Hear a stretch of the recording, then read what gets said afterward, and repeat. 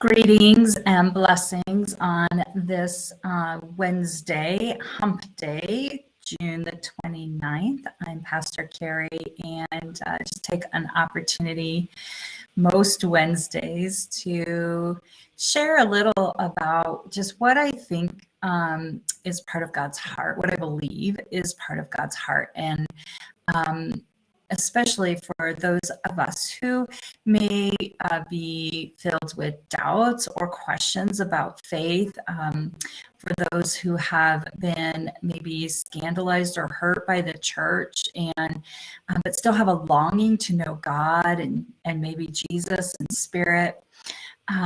And so this getting over the hump or over the hump into God's heart is just hopefully my invitation to anyone and everyone to consider who God is, what God may be desiring, and how we can be faithful people living in a world like we do today. The things that I share are from my personal experiences and beliefs and are not always reflective of the congregation I serve as a whole. I'm going to speak today in response to the Supreme Court decision and around abortion. Now, I think that any one of us who either are Christians, especially Christian leaders, need to find a little bit of humility and say very confidently that we do not know God's heart on this issue. I think that for myself, that God is less concerned about some of the individual type of decisions that can be made around abortion or any other kind of like freedoms or rights. I think when we say that, oh, God is happy with this decision of the Supreme Court, like I know I posted something on Facebook that another person had said about like there's a win for God. I just think God is so much bigger than a decision, and that that God is so much more about a bigger picture than about like these individual, like certain circumstances. Now, does that mean God does not care? That is not what I'm saying at all. But I think God sees beyond one instance or one decision.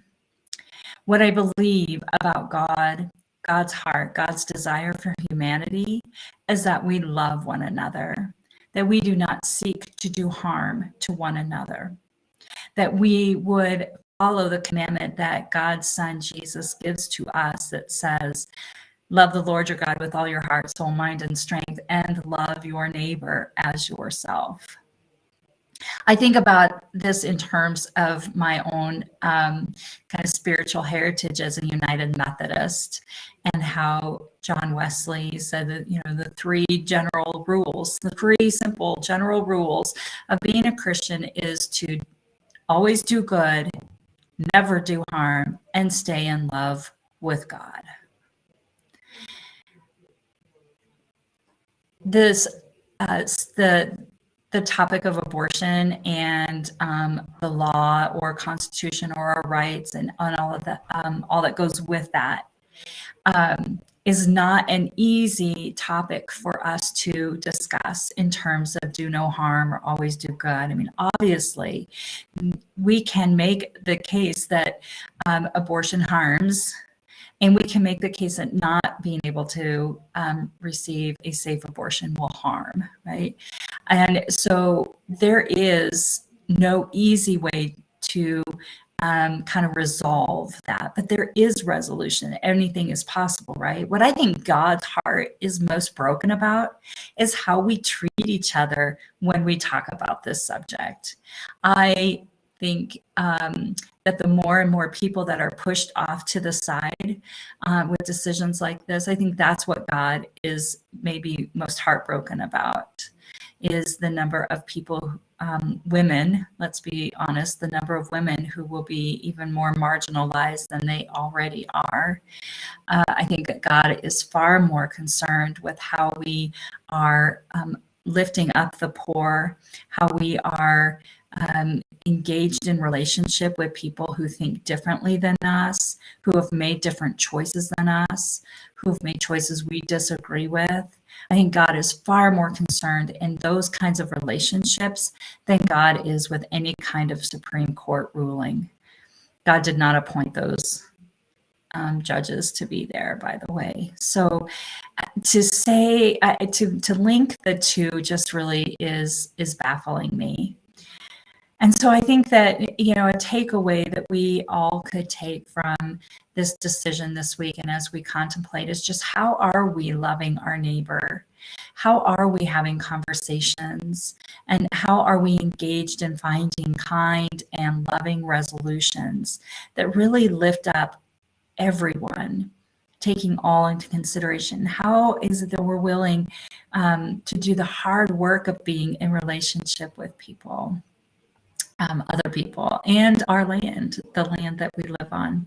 So I don't know if that brings much resolution for you, but I hope that we will think a little differently as we move forward, everyone. And, you know, I don't know how many people watch this. So if it means I think differently and I remember who God is and what God's commands are, which in my mind come from Jesus. I give you a new command, says Jesus, to love one another as I have loved you. I think that's what we can focus on, so much more than just one issue or one decision. How will our lives look different today because we are loving other people? How will the world look different tomorrow because we are loving other people? May you this day that you are loved by God. God sees the big picture of your life and knows all the all the ins and outs of your life experiences and loves you just the same.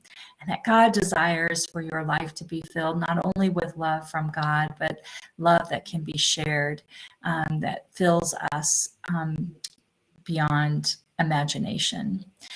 So on this hump day, may you get into God's heart. May you and your day, may your day be the best.